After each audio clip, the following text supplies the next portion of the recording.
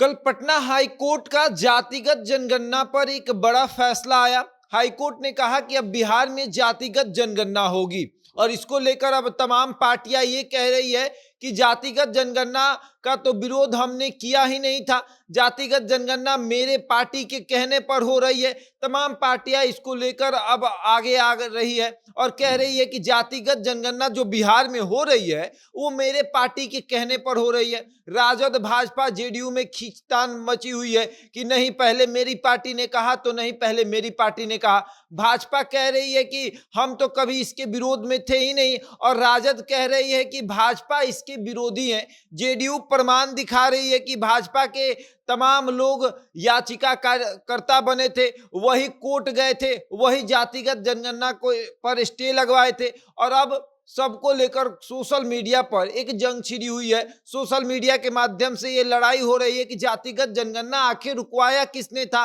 और जातिगत जनगणना आखिर बिहार में करवा कौन रहा है। इसी पर चर्चा करेंगे, लेकिन उसके पहले नमस्कार, मेरा नाम शशांक पांडे है। आप जनता जंक्शन पर मुझे देख रहे हैं, कैमरे के पीछे विशाल खड़े हैं और अब हम आपको बताते हैं कि किस तरीके से हाई कोर्ट के आदेश के बाद कि बिहार में जातिगत जनगणना फिर से शुरू कर दी जाए और अब भाजपा जो है, भाजपा के जो नेता हैं अपने सोशल मीडिया के माध्यम से ये बता रहे हैं कि भाजपा पहले से ही चाहती थी कि जातिगत जनगणना बिहार में हो और अब हो रही है तो कोर्ट का स्वागत है, कोर्ट ने सही फैसला लिया है। ये बात कह रहे हैं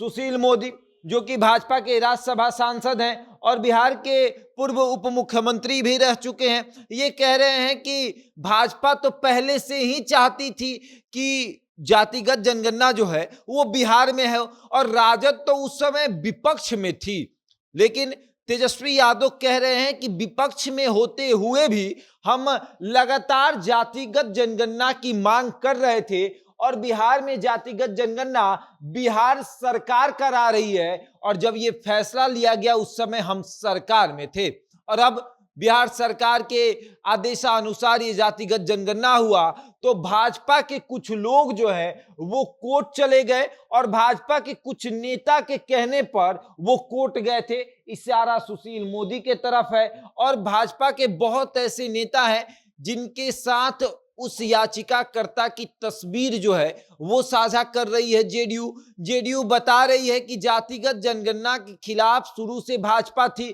क्योंकि जब राज्य सरकार केंद्र सरकार के पास गई थी कि आप जातिगत जनगणना कराइए, उस समय ये कह दिया गया कि नहीं जातिगत जनगणना नहीं होगी क्योंकि इस पर खर्च बहुत ज्यादा आएगा। और अब नीतीश कुमार जब ये अपने फैसला लिया कि अपने खर्च पर राज्य सरकार जाति आधारित जनगणना कराएगी, तब भाजपा कह रही है कि जाति आधारित गणना तो उसके कहने पर हो रही है। आखिर ये दो तरफा व्यवहार क्यों कर रहे हैं? राज्य में इनके कहने पर जाति आधारित गणना हो रही है और केंद्र में इनके ना कहने पर जाति आधारित गणना नहीं हो रही है। आप इस बात को समझिए कि नीतीश कुमार लगातार कह रहे थे कि जातिगत जनगणना केंद्र सरकार अपने खर्चे पर कराए। जब केंद्र सरकार ने ना कह दिया तब बिहार सरकार ने कहा कि जाति आधारित जनगणना हम अपने खर्चे पर कराएंगे और नीतीश कुमार अब जाति आधारित जनगणना बिहार में कराने जा रहे थे और शुरू भी हो चुका था। और उसके बाद भाजपा के कुछ लोग जो हैं वो कोर्ट चले जाते हैं और उसके बाद स्टे लग जाता है और अब जब कोर्ट का फैसला आ गया है कि जाति आधारित गणना होगी तो भाजपा के तमाम नेता हाँ अपना जो है पीठ थपथपा रहे हैं, कह रहे हैं कि मेरे कहने पर हुआ। और इन सब चीजों का पोल जो है वो तेजस्वी यादव अपने पोस्ट के माध्यम से खोल रहे हैं। तेजस्वी यादव अपने सोशल मीडिया पर पोस्ट डालकर कह रहे हैं कि ये दो तरफा व्यवहार जो है ये तो जनता देख रही है, जनता को पता है कि हाई कोर्ट कौन गया था। और इन तमाम चीजों को लेकर तेजस्वी यादव पोस्ट लिख रहे हैं और बता रहे हैं कि जाति आधारित जनगणना जो हो रही है वो बिहार सरकार करवा रही है और बिहार सरकार में तेजस्वी यादव भागीदारी हैं, यानी राजद भी हिस्सेदार है और राजद भी जातिगत जनगणना पर अपनी पीठ थपथपा रही है। तेजस्वी यादव पीठ थपथपा रहे हैं, नीतीश कुमार पीठ थपथपा रहे हैं